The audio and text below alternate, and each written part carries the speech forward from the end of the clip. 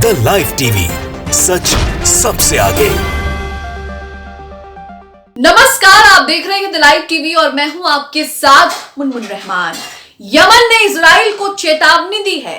Yemen जो लगातार Israel को चेतावनी दे रहा है, धमकी दे रहा है, और यमन ने इससे पहले लाल सागर में इजराइल के जहाज को जब्त भी कर लिया था। अब उसी यमन ने इजराइल को चेतावनी देते हुए इजराइल पर बम गिरा दिया है।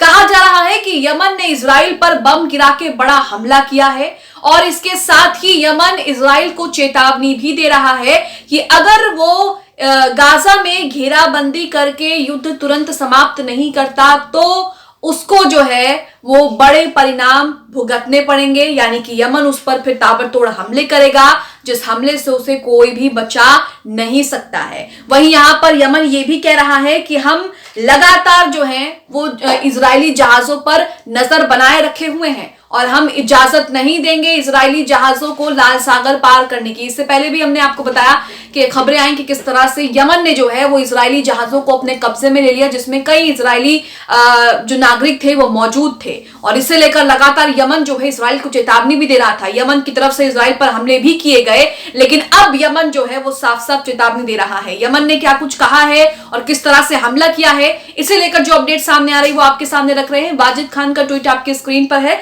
जिसमें लिखा है कि ब्रेकिंग न्यूज, यमन के असरुल्लाह हौतीस ने इजराइल पर एक और बम गिरा दिया। इससे पहले भी जब सीज फायर नहीं हुआ था, दोनों के बीच समझौता नहीं हुआ था, इससे पहले भी यमन ने कई हमले इजराइल पर किए थे। लगातार चेतावनी इजराइल को दी जा रही, लेकिन इजराइल ये चेतावनी लगातार जो है वो नजरअंदाज कर रहा है, जिसका खामियाजा इजराइल को समय समय पर भुगतना पड़ रहा है।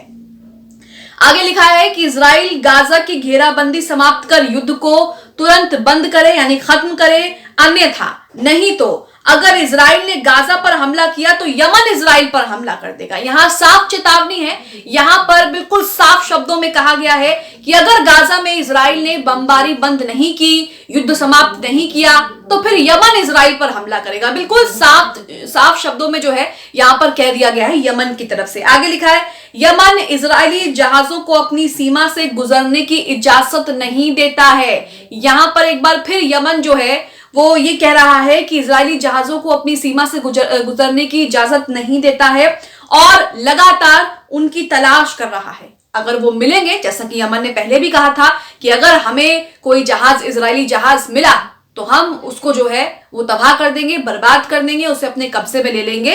इसी के साथ यमन यहां पर एक बार फिर चेतावनी दे रहा है कि हम लगातार जहाजों की तलाश कर रहे हैं और हम अपनी सीमा से गुजरने की इजाजत जो है इजरायली जहाजों को नहीं देते हैं। आगे देखिए लिखा है, फिलिस्तीन के मुद्दे को लेकर मुस्लिम देशों को मदद करनी चाहिए और गाजा की घेराबंदी खत्म करनी चाहिए। तो यहां पर यमन जो है वो साफ कह रहा है कि मुस्लिम देशों को, जो तमाम मिडिल ईस्ट के मुस्लिम देश हैं, उन्हें साथ आना चाहिए और गाजा के लिए एक ही सुर में आवाज उठानी चाहिए। हालांकि हम देख रहे हैं कि कई ऐसे मुस्लिम देश हैं जो गाजा के समर्थन में बात तो कह रहे हैं, गाजा के समर्थन में बयान तो दे रहे हैं, लेकिन फिर वही इजराइल से मुलाकात कर रहे हैं, उनके साथ डील कर रहे हैं। तो ये तमाम चीजें जो है वो आपके सामने हैं। वहीं इसी के साथ जी हिंदुस्तान का एक आर्टिकल भी आपके सामने रख रहे हैं।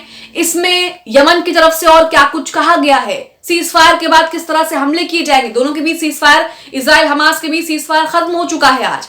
अब इसके बाद क्या तस्वीरें सामने आएंगी, दुनिया इस पर नजर बनाए हुए है। यहां पर जी हिंदुस्तान का आप अपनी स्क्रीन पर जी न्यूज का आर्टिकल देख रहे हैं, जिसमें लिखा है, गाजा ट्रूस अस्थायी सीज फायर के बाद इजराइल पर हमला करने के लिए तैयार यमनी और इराकी गुट। तो इसमें इराकी गुट का भी बताया जा रहा है कि यमन और इराक दोनों ही सीज फायर खत्म होने के बाद इजराइल पर हमला करने के लिए तैयार हैं। अभी तक इसलिए रुके थे क्योंकि समझौता जो है हमास और इजराइल के बीच हुआ था और इजराइल गाजा पर बमबारी नहीं कर रहा था, लेकिन अब समझौता खत्म हो चुका है और अब लग रहा है कि इजराइल जो है वो चारों तरफ से घिर गया है। आगे लिखा है, यमन में मौजूद हूती विद्रोहियों ने ऐलान किया है कि वो सीज फायर के बाद इजराइल पर दोबारा हमले करने के लिए तैयार हैं। हूती सेना के spokesperson brigadier general Yahya Al Saree ने गुरुवार को ऐलान किया कि अगर इजराइल ने गाजा पट्टी पर अपने हमले दोबारा से शुरू किए तो हम अपने अभियान को फिर से शुरू करने के लिए तैयार हैं। यानी कि दोबारा से अगर इजराइल ने गाजा पट्टी पर हमला किया तो फिर हम उन पर हमला करेंगे, ये साफ शब्दों में कहा गया है।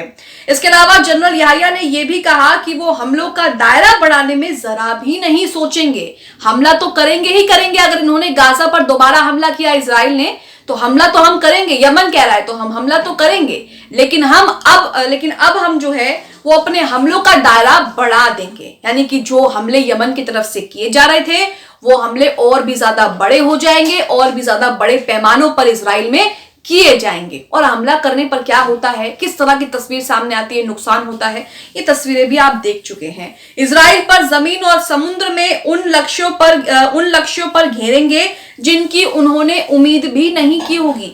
यमन यहां पर एक बहुत बड़ी चेतावनी इजराइल को दे रहा है, धमकी दे रहा है, और साफ शब्दों में कह रहा है। यहां पर कोई घुमा फिरा के बात नहीं हो रही है। साफ शब्दों में यमन कह रहा है कि हम अगर तुमने गाजा में दोबारा बमबारी शुरू की तो हम तुम पर हमला करेंगे, हमलों का दायरा बढ़ा देंगे, और इजराइल पर जमीन और समुद्र में उन लक्ष्यों पर घेरेंगे जिसकी कल्पना कभी इजराइल ने भी नहीं की होगी। कल्पना तो इजराइल ने यह भी नहीं की थी कि हमास 7 अक्टूबर को ऐतिहासिक हमला इजराइल पर कर देगा और इजराइल की नींदें उस हमले से उड़ जाएंगी, इजराइल जो है उस हमले से तबाह हो जाएगा। लेकिन यहां पर यमन भी देखिए किस तरह की चेतावनी दे रहा है।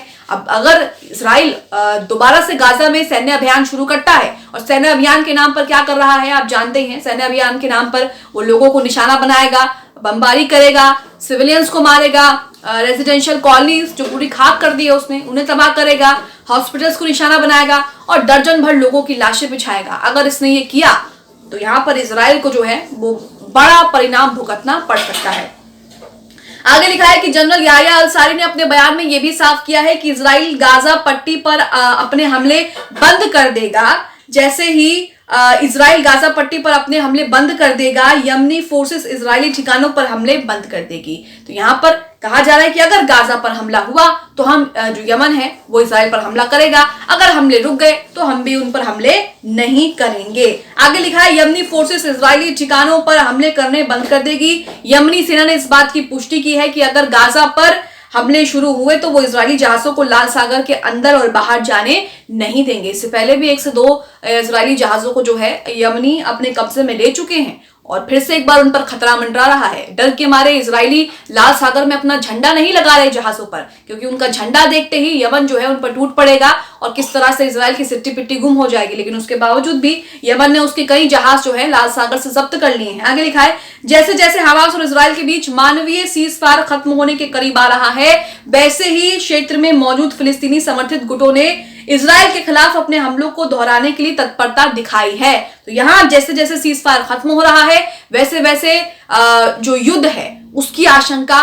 बढ़ रही है कि दोनों के बीच फिर से युद्ध छिड़ सकता है। हालांकि कहा जा रहा है कतर की तरफ से कि दोनों के बीच समझौता फिर से हो सकता है, दोनों के बीच इस बार समझौता होगा और समझौते की शर्तें और भी कड़ी होंगी। आगे लिखा है इराक में मौजूदा इस्लामिक रेजिडेंट ने कहा कि वह फिलिस्तीनियों को अकेला नहीं छोड़ेगा क्योंकि वो अपने दम पर दुनिया के अत्याचारियों का सामना करते हैं। इराक में इस्लामी रेजिडेंट ने साफ किया कि वो इराकी धरती पर या विदेश में अपने सैन्य अभियान को बढ़ाने के लिए तैयार है। बता दें कि जंग शुरू होने के बाद से इस्लामिक रेजिडेंट इराक में मौजूद अमेरिकी ठिकानों पर लगातार हमले कर रहा है। तो यहां आप देख रहे हैं कि कुल मिलाकर इजराइल को बड़ी चेतावनी है। अगर इजराइल ने गाजा में दोबारा बमबारी शुरू की, जैसा कि नेतन्याहू साफ कह रहे हैं कि हम तो जंग दोबारा शुरू करेंगे, सैन्य अभियान शुरू करेंगे और उसे खत्म करेंगे और हमास को खत्म करके ही वापस आएंगे। अगर इसने ये सब किया तो अबू उबैदा भी कह चुके हैं कि अगर तुमने ये दोबारा शुरू किया तो तुम्हारे लिए जो है वो जहन्नम से भी ज्यादा दहकती आंख तैयार है।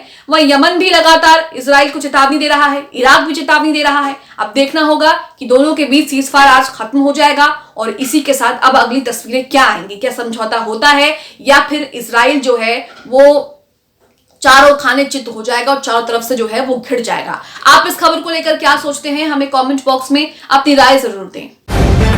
द लाइव टीवी, सच सबसे आगे।